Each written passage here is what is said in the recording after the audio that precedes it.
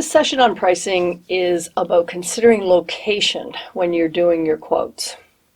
Of course, if you are working on a job that is outside of your normal work area, the costs are going to be higher. And I would say that's obvious, but I have seen it time and again in my accounting practice that people have failed to take this into account when they're doing their quote, figuring out their costs. So you've got travel time to consider. Let's say the job is 45 minutes away from your normal area of work. Then you're going to be commuting to this job, let's say for a week. So twice a day, you're incurring a 45-minute travel time. And that means an hour and a half of your day is lost in non-productive activity. If you have staff, then that staff is also going to be paid for time when they're not actually working on the job, because you have to pay them for travel time. So that just needs to be considered. Are you going to have your staff working a longer day because they're going out of town for this job? If so, is that going to be overtime? Depends on your staff, how they feel about some of these things. Typically if it's a few minutes, people don't care a whole lot. You start getting over half an hour and you're going to have some things to consider.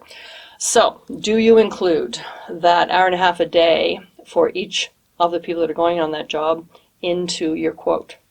And again, if you don't, then you're not going to be making as much money on that job.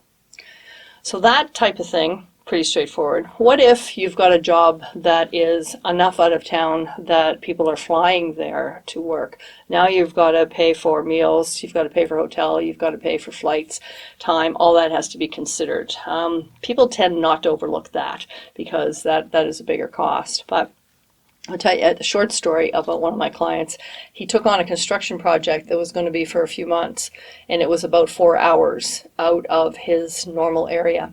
So he thought that he would be able to get labor at the new location, that he didn't need to use any of his people and make them travel the 4 hours to get to this job location. He was going to hire people there.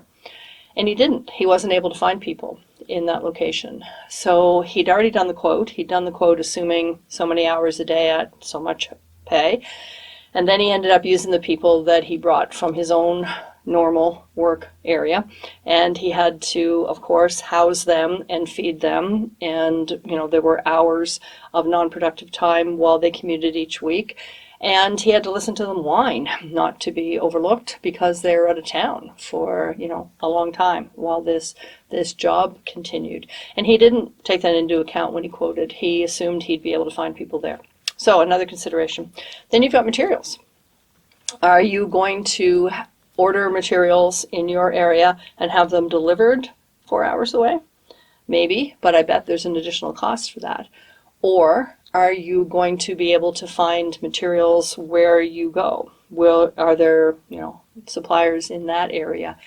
Something to consider. So you're sitting down, you're making a project list of all the things that you're going to need.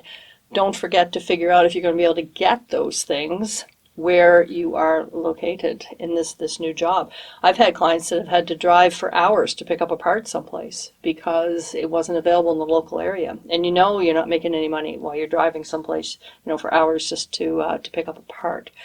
So geography does play a role in pricing. When you are looking at something that isn't going to take place right in your normal area, any amount of travel is going to increase costs.